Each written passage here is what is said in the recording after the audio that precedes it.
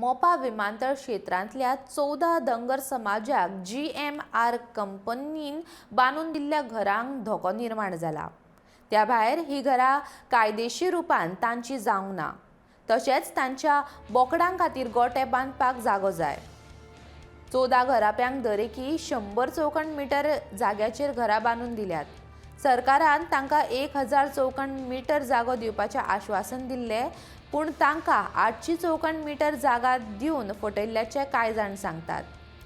कागाळ केली तरी मंत्री आनी कंपनी तांचे म्हण आयकून घेनात, उरफाटी तांकांच धमकी दितात।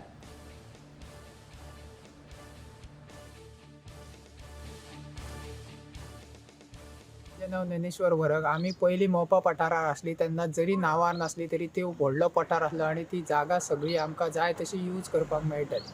पण आता हांगा येयल्या उपरांत मर्यादीत जागा आसा आणि ती 800 स्क्वेअर मिटरूच मेळटा आणि ह्या 800 स्क्वेअर मिटरान बोकडां धोरा बी सगळे जे आसा ते व्यवसाय लोकांक करपाक मेळना आणि ते व्यवसाय जायना।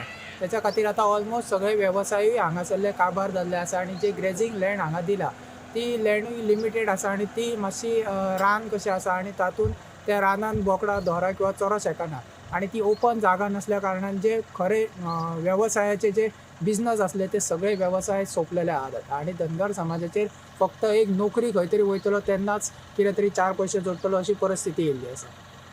माझे नाव बया वराक। आमचे हांगासर रिहेबिलिटेशन केल्लें 2018 3 वर्सां जाली। आमी वारंवार आनी सातत्यान सरकाराच्या पांया पडत आसा, रिक्वेस्ट करीत आसा, सगळें सांगत आसा, सरकाराक हे करीत आसा, पूण सरकाराक अजिबात कसलीच जाग येयना।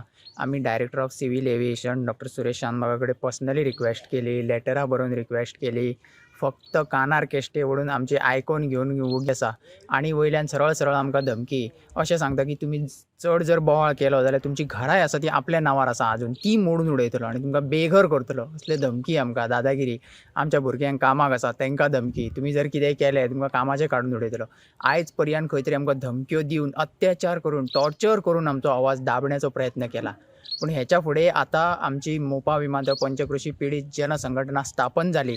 आमी आमचो आवाज आतां दाबून दवरचे ना आणि त्या संघटनेचो आधार घेवन आमी जी कायदेशीर प्रक्रिया आसा ती करतले आणि जी लोकांचे एकवटीन हे करपाचें आसा तें करतले, सगळ्या वटेन करतले आणि आतां आमी आमचो आवाज खंय तरी दाबून दवरपाक दिवचे ना। आवाजाक आमच्या एक वाचा फुटलेली आसा आणि आमी सगळ्या लोकांच्या बरोबर रावन आमी कितें आहा तें तांकां आतां आमचें कितें हें आहा तें आमी हें करून घेतले आमचें।